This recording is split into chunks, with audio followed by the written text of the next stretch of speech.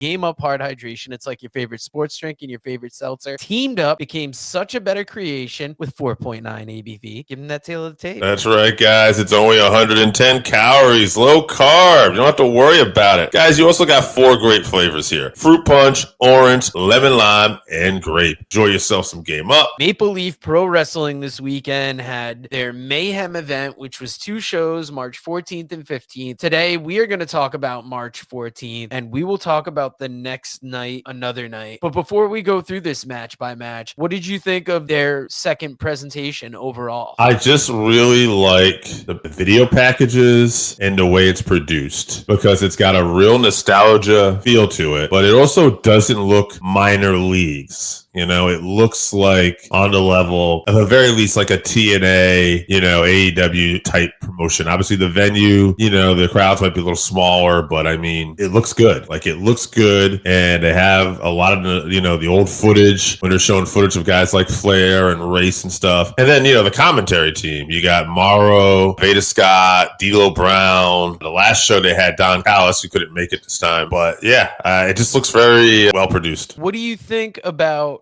some of the matches they had on this? I'll start with the first one that really caught my eye. They kicked off the show with Kushida and Kevin Knight versus QT Marshall and Blake Christian. I thought this was a great match to kick the card off with. You want to start hot, especially with the next match they had coming up after this. I loved seeing Kushida and Kevin Knight get the win, and that would lead to a match for night 2. Yes. They'll be taking on the Kingdom on night 2. And what I liked about this was they set it up as this tag match. The winners, this was going to go on. We're going to have a main event match on night 2, so they're making night 2, feel big. And this is another thing. I like the idea of guys like Kushida, Taven, Bennett, Kevin Knight. They're all going to get a chance to feel like, they're main eventers here. Definitely. And the show definitely hit a lull for me. I'm not going to go by every match, but I had to bring up this next match because it started off with Johnny Swinger coming out, renaming himself Johnny the Swingman Parisi, and teaming with a lot of great talent that I've really only seen in Maple Leaf Pro Wrestling, maybe a little bit in TNA, and that's people like Raj Singh, Rohit Raju, Rohan Raja.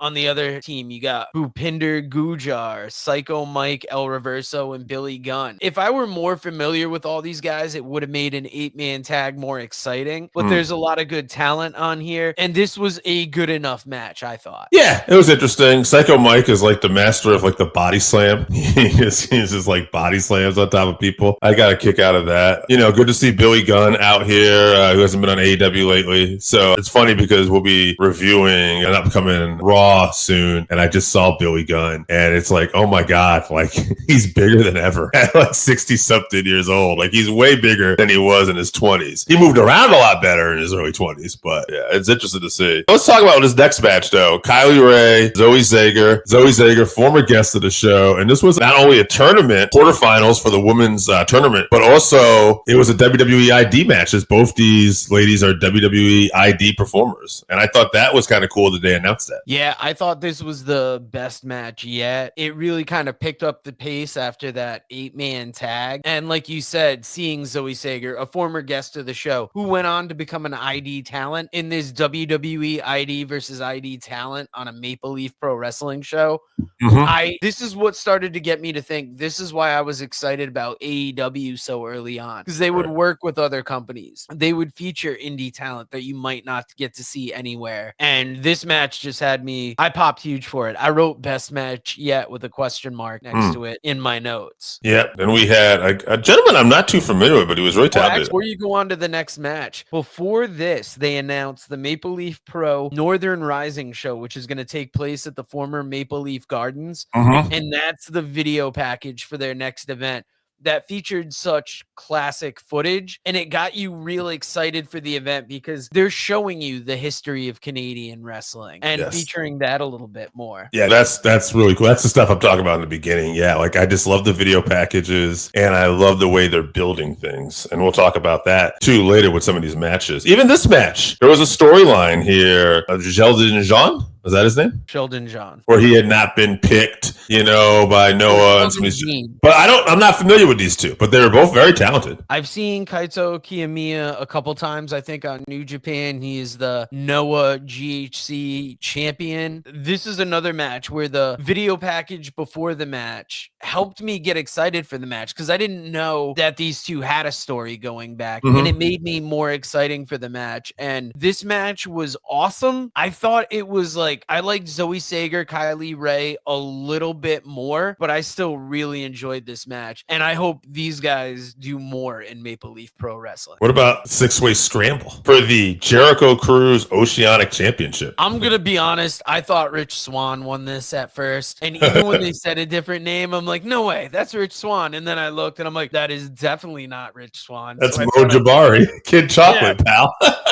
I thought I'd get that out of the way early. It was a good enough match. I didn't know there was a Jericho Cruise Oceanic Championship. I'm familiar with a couple of these guys, Rich Swann, Stu Grayson, Ishimori. Good enough match, but it was kind of one of those ones that I was like, all right, this is something different. I like that they're featuring a different title. Absolutely. And Michael Allen Richard Clark was one of the other guys. He ended up jumping Jabari after the win and running his mouth. And then we had PCO come out and he beat up Michael Allen Richard Clark. I think Morrow made a fun of that too, how many names he had. But that sets up a match for night 2 between PCO and Clark. And it was a fun match for what it was. We moved on. Mr. Check Your DMs, Alex Zane and Mike Bennett. It's an inside joke for me and Joe. Mike Bennett gets the victory. And we're kind of plugging night 2 that Mike Bennett's going to be in the main event with his partner Matt Taven against the Jet Setters. Yeah, this was another great match. Mike Bennett eking out the win. But this is like on the level with that ladies match I thought earlier where they really kicked it up a notch. And they went from this to Tom Latimer backstage. And since, NWA has been off YouTube, it's been harder to keep up with them. So I haven't been as familiar with this Tom Latimer run. But this interview had me excited for that match, ready to watch it. And talking about titles, they're setting up this ladies tournament where Giselle Shaw got the win tonight. And that sets up Kylie Ray versus Taylor Rising tomorrow, as well as Giselle Shaw and Serena Deeb for night 2. We're going to compare night 1 to night 2, Dave, because when they started reading off this night 2 lineup, I thought on paper it looked better. You've got, as we talked about, the 2 ladies matches. You got Bhupinder Gujar, El Reverso, and Mike Rollins versus QT Marshall, Blake Christian and Sheldon Jean, Hito Kiyomura versus Alex Zane versus Ishimori. I think that's going to steal the show for night 2. PCO versus Michael A.R. Clark, like you were talking about in that street fight. The Kingdom versus Kushida in night. And then you have Rohan Raja and Rich Swann announced for the PWA Champions Grail. And then Billy Gunn, Bishop Dwyer versus Tom Latimer, Matt Cardona. When I saw that, I'm like, wow, they went all out for night 2, huh? Yeah, Bishop Dyer is former Baron Corbin, by the way. And one great thing I would say, I'm thinking night 2 got a little bit of a bigger show. But one thing I did like also about this show too was there were also video packages, not just on Tom Latimer, but also Bishop Dyer. There was also interview with Bishop Dyer. And then right before this main event where Bishop Dyer takes on Tom Latimer, we have a nice video package, almost like a boxing or UFC type thing where we're looking at, both stories here of Dyer and Latimer and their road. And they talk about how these two knew each other in developmental, 20 years ago, and they took different routes. And, one thing I feel like, I think maybe since Nick Aldis left even, the NWA is, Nick took a lot of that prestige with that NWA title with him, the suits and all that. Having the NWA title defended on Maple Leaf Pro Wrestling made the NWA title feel bigger. And I like that aspect of this. Overall, I thought the match was fine. Latimer, ends up poking the eye, using the ropes and doing what he can to get a victory. And so Latimer kind of comes a heel at the very end of this a little bit, which,